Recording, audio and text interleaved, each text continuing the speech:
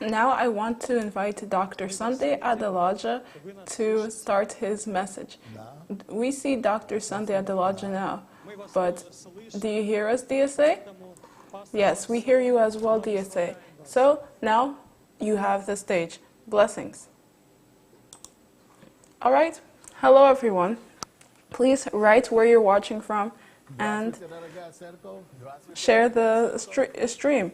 Hello, dear church. Hello, dear viewers. I'm happy to see you.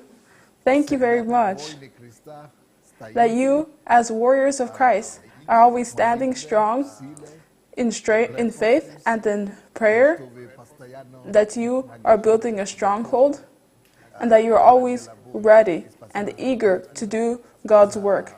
Thank you for your prayers. Thank you for your fasting. Thank you for all of your effort. Now, I want us to discuss today's topic.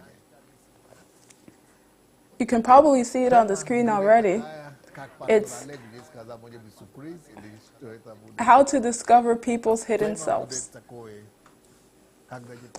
Or, what's a better way to say it? How to discover people's hidden self. How do you see what a person is hiding in his shell? How to see the true nature of the people around you? How do you translate this? Well, how do you see what a person is hiding? So the point is, all people are actors. All the world's a stage, and the men and women are the players. All of us hide the parts of us we see as deficient, and we try to show the best of us all the time. But is there a formula to reading a person, to finding out what stands behind the facade, behind the bravado, behind the shield?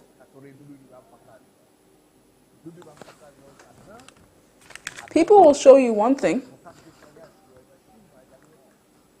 but you can't just judge a person by the veil.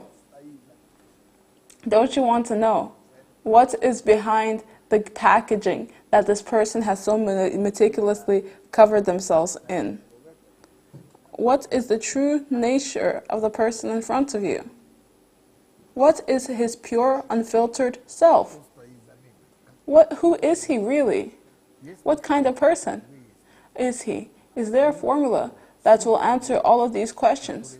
Is there a formula that can get to the center of people and let you know what is in the inside of these people?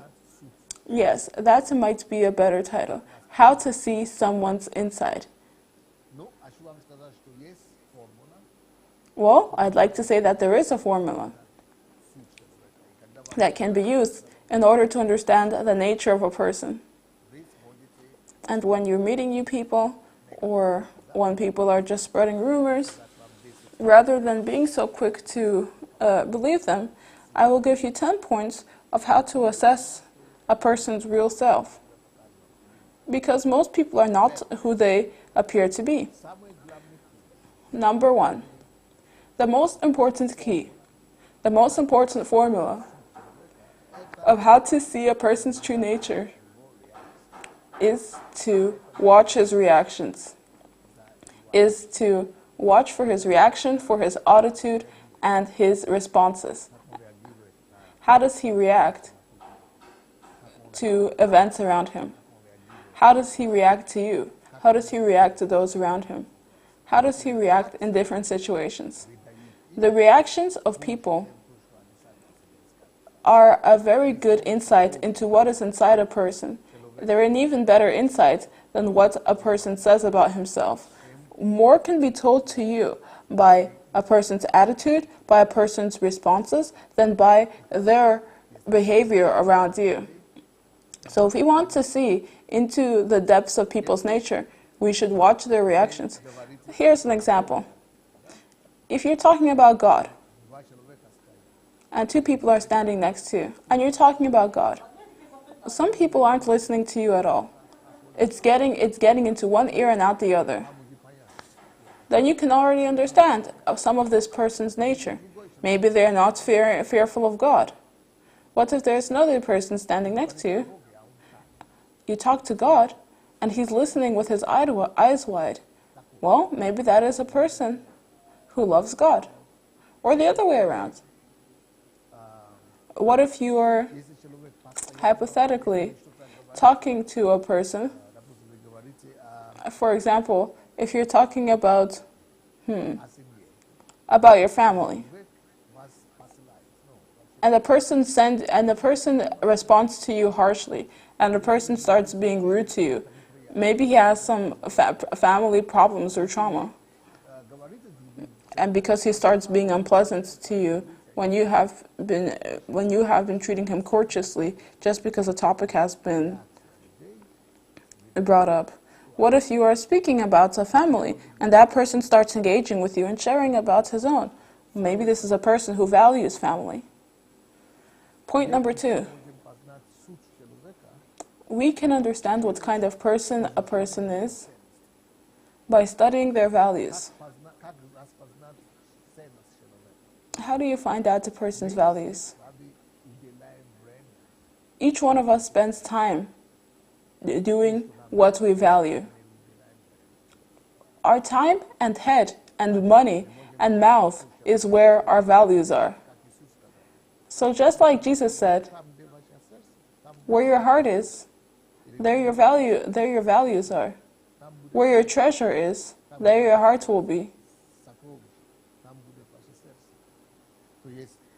So, where you spend the most time is where your precious pearl, where your treasure is.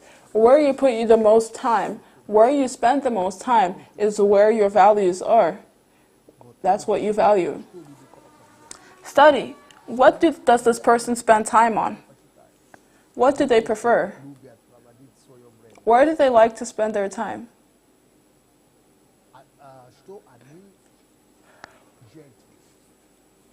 What do they sacrifice? What are they ready to give up? What do they pay attention to? What do they not pay attention to? What do they ignore? All of this will help you understand their values. If they don't pay attention to something, then probably they don't value it. However, if there's something they always do, something they perk up at the mention of, maybe that's a value for them. Maybe that's something they value. If they're ready to sacrifice themselves or to give themselves up in order to achieve something, then that is probably a value for them. But if they're never ready to spend time on anything, to sacrifice themselves for anything, then they don't have a value at all. You can find out the nature of a person based on what they value and what their values are. Third, how do you understand the inside nature of a person? How they respond to opportunities or to gifts. If you give someone an opportunity and he just brushes it off, or he doesn't even realize that he has an opportunity,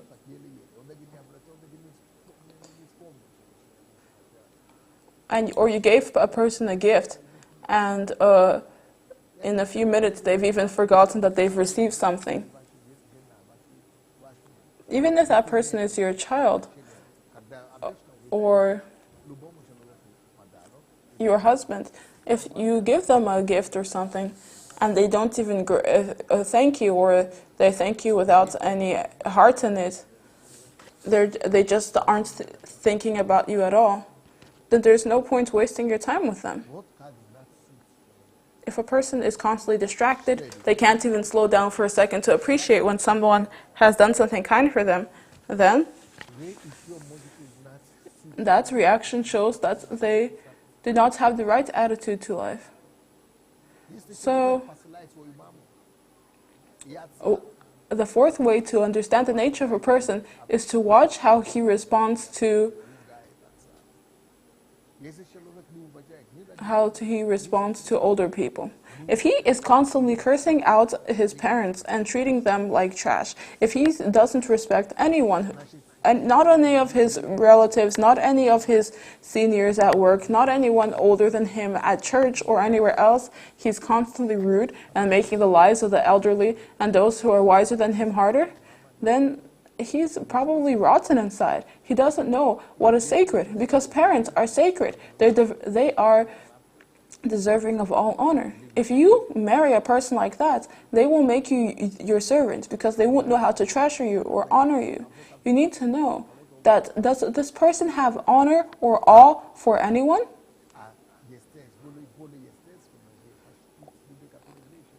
And it's just a natural human response to honor those who are higher than you, be it in knowledge or in age. If he cannot even honor his elders, how is he supposed to honor those who are younger than him or on the same level or age as him, those who are equal with him? He won't be able to. He won't respect you either. There are many young people in the church who want to get married.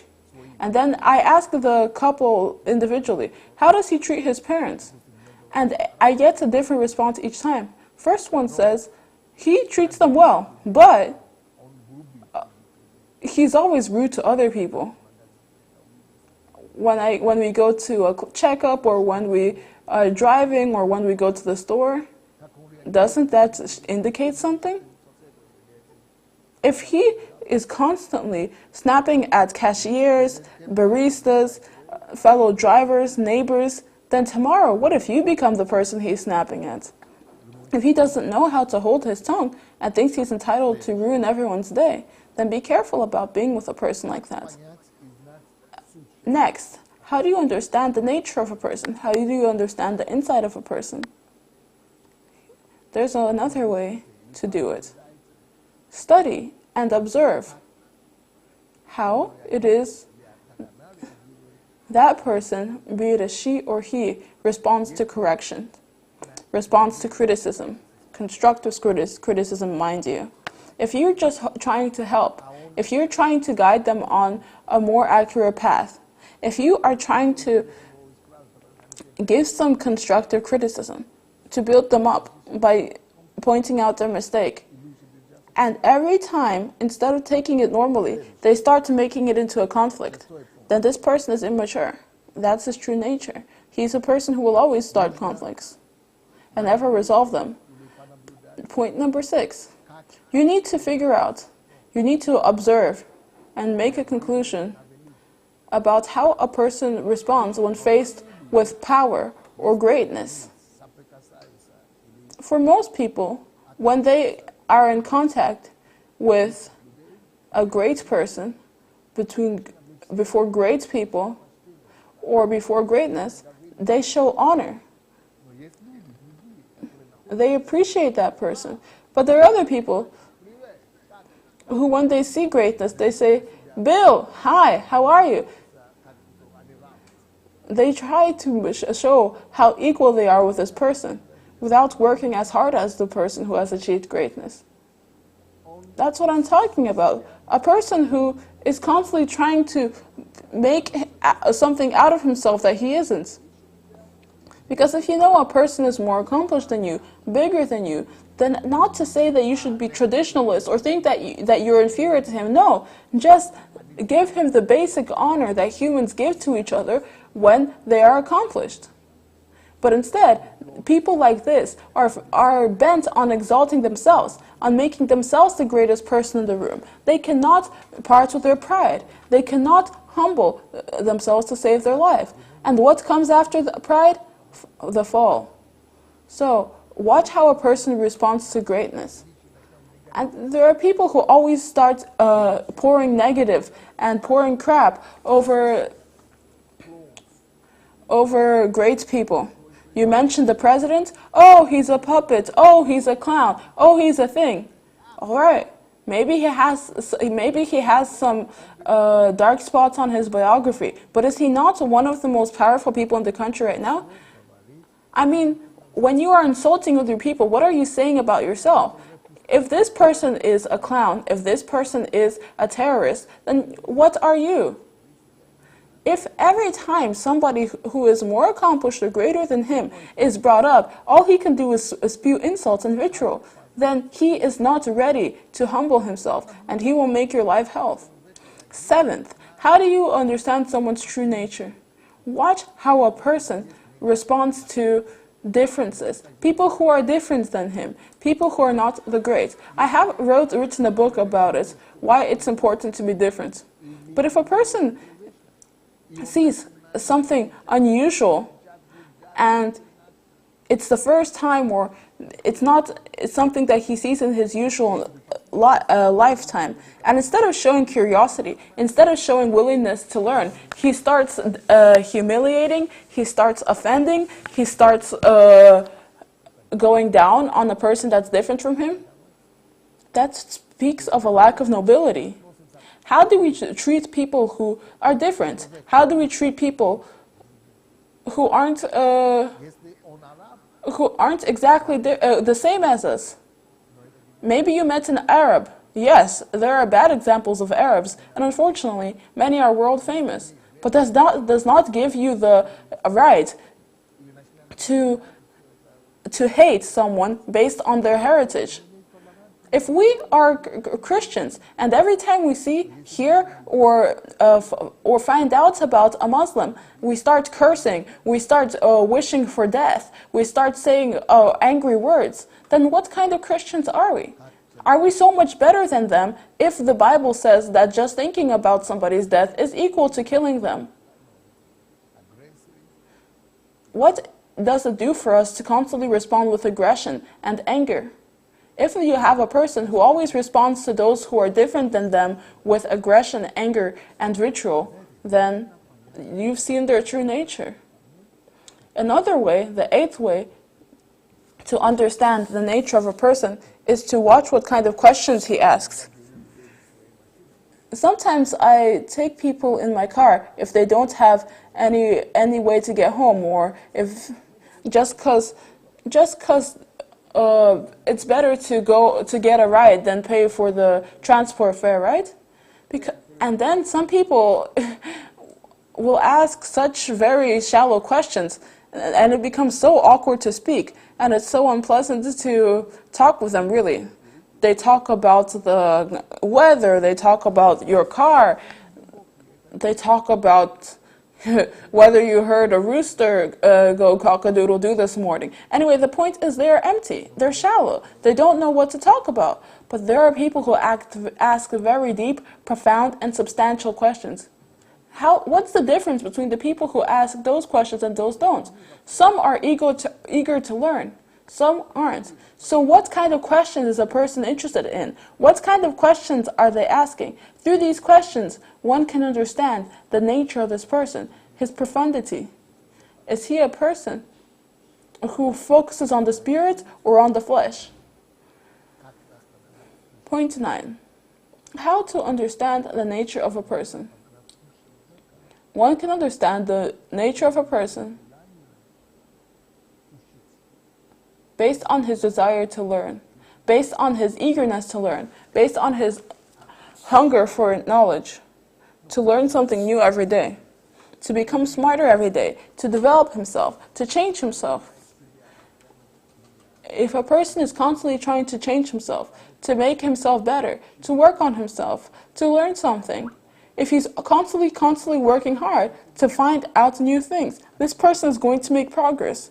This person is going to bring and lead progress and make the world a better place. But a person who does not want to improve himself at all, who doesn't want to work any more than he is now, who doesn't want to develop himself any more than he is now, that's just a person that you will have problems with if you're your friend, their friend, if you are working in church with them, if you're living life with them. 10th. Based on how a person responds to the divine, you can see his true nature. Based on the divine word, based on divine music, based on divine revelation, etc. There are some people who respond fine to religious things. They can say prayers, they may go to church, but then they hear prayers in another language. Then they hear prayers from another denominations. and they just can't get into it, That's not good enough for them.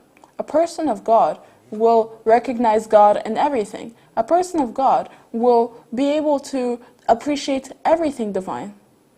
Instead of being elitist and do things their way, a human way, instead of a divine way, then you have seen the true nature of this person. So, those are my 10 points for today. That is how you understand the inside nature of a person. I'll stop here for now. Maybe someone will want to ask questions. Remember that tomorrow we're having a big, wide Q&A. Thank you very much, everyone who hosted today's live stream and watched it. And that's all from me today.